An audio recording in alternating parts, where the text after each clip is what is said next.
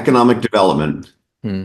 Everybody Yeah. talks about it, but nobody does anything about it. Well, I mean, we've had things out there, right? The POCD came out some years back, and I believe we're about to start another POC plan of conservation development. We need to develop, and I say that is we have to develop, and it needs to be done smartly, and it needs to be done in a way that respects the I say the culture of the town, respects the tone of the town, respects the pace of the town. But we also have to understand that things have to evolve.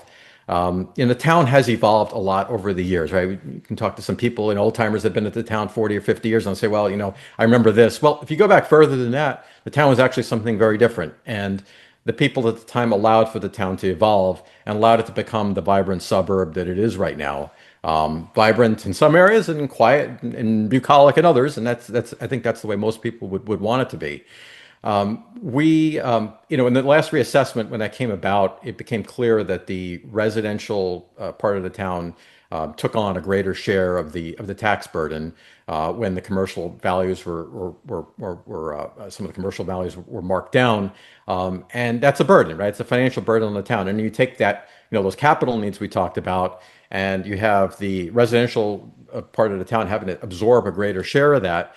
That's a big challenge on a year-to-year basis. So how do we get out of that? Ultimately, I think it will have to be commercial and business development that is perhaps located in the town center. The town center has the highest assessed values by, per square foot by a large margin compared to other parts of the town. So if we were to develop that part more, potentially there's a lot more revenue that could be generated from development there, and also would have the benefit of it being the town center as opposed to other parts of the town, which the POCD identified, and I think rightly so, as being just more leafy, more quiet, is always going to remain that. And we always want to make sure that Wilton has the majority of the town being that sort of single family, large multi-acre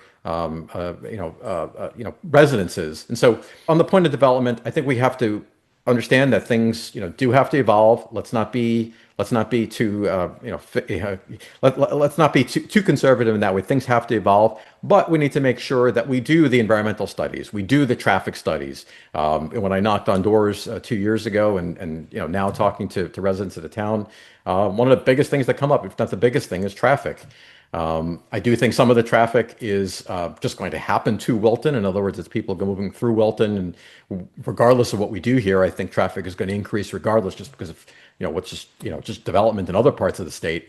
But we should do those studies. I know there was concern about the building going on Belden Hill on traffic. So let's do the studies. Let's evaluate the impact of services on the town. Impact to the schools, impact to emergency services. So let's make sure we know going in what the impact would be to adding residents. Let's make sure we address the affordable housing issue, which we've run into the problem with 830G in the building on Godfrey Road.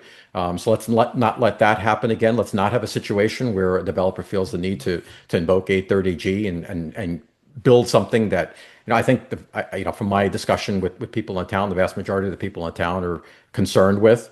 But development has to happen, and I think if we do it right, if we do it smart, it won't change or won't harm the reason. It won't harm the ethos for what made people attracted to Wilton, but it'll improve our financial situation so that the burden isn't totally shouldered by the homeowners.